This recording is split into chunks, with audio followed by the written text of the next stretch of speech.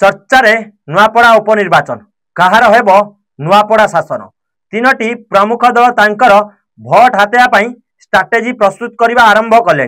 तेबे समस्तंकर नजर रही नवेम्बर 11 तारिख को हेबाकु जाउथुवा नुआपड़ा उपनिर्वाचन कहा हाथ को टेकी दौरान नुआपड़ावासी बीजेडी ना बीजेपी ना कांग्रेस समस्तंकर तीक्ष्ण नजर रही नुआपड़ा उपरे। तेबे नुआपड़ा निर्वाचन हेबाकु जाउथुवा जहाँ जना पड़ी यह बिग फाइट हेबो बोली जहाँ संभावना रही। आज नामांकन दाखल करिवे बीजेपी प्रार्थी जय ढोलकिया। एथिपाई बीजेपी तार बड़ मेगा शो आरंभ करछि।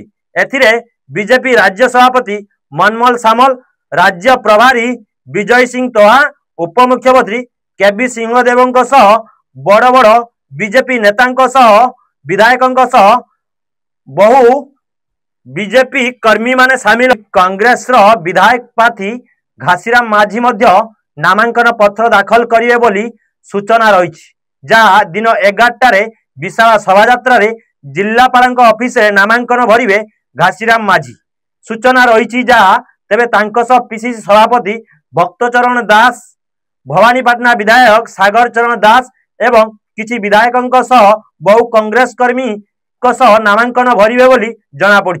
एवं आसंता 20 तारिख रे बीजेडी प्रार्थी स्नेहागिरी छुरिया प्रार्थीपत्र दाखल करिवे जहाँ बीजेडी दल पक्षरु सूचना रही। तेबे जो तीन प्रमुख दल रही सेमाने केमिति नुआपड़ा आसन को हातेइबा पई ता तृणमूल स्तर रु कसरत करबा आरंभ कर सालेनी।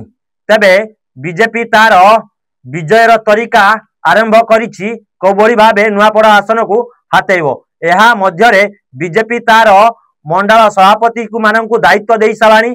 मुख्यमंत्री सह हेवीवेट नेता माने नुआपड़ा आसी स्ट्राटेजी प्रस्तुत करने आरंभ कर सारे। एहा मध्यरे बीजेपी मध्य तार हेवीवेट नेता एवं बीजेपी स्टार प्रचारक मानकु प्रस्तुत करी नुआपड़ा अभिमुखे पठाई सालानी। एहा मध्यरे बीजेडी मध्य तार स्टार प्रचारक मानकु प्रस्तुत करी नुआपड़ा अभिमुखे बाहरिबाकु कहि सालानी। एहा मध्यरे बीजेडी मध्य तार विजयर केमिति विजय करिवो तार प्रस्तुति आरंभ कर सारी एवं तार जो स्टार प्रचारकों सह हेवीवेट नेता मानकु नुआपड़ा निर्वाचन लड़िया पई पठाई सालानी। एहा मध्यरे कांग्रेस मध्य तार हेवीवेट नेता मानकु प्रस्तुत करी स्टार प्रचारक सह नुआपड़ा गस्त अभिमुखे पठाई।